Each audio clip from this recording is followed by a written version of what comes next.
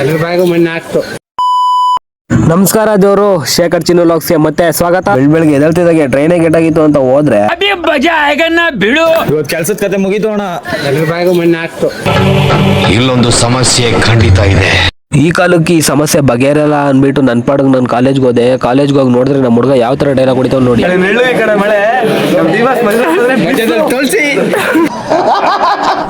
ಆಯ್ತು, ಆಮೇಲೆ ನಮ್ಮ ಹುಡುಗರ್ನೆಲ್ಲ ಹಾಕೊಂಡು ಹೋಗಿದೆ ನಮ್ ರವಿ ಅವ್ರ ಗ್ರೂಪ್ ರಶಕ್ಕೆ. ಕೂತವನಿಲ್ಲ ರವಿ.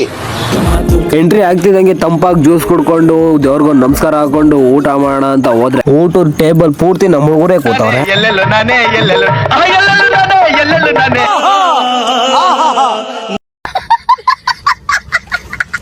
ಊಟ ಮಾತ್ರ ಮಸ್ತು, ಆದ್ರೆ ನಾನಂತೂ ತಿನ್ನೋಷ್ಟ್ರಲ್ಲಿ ಸುಸ್ತು.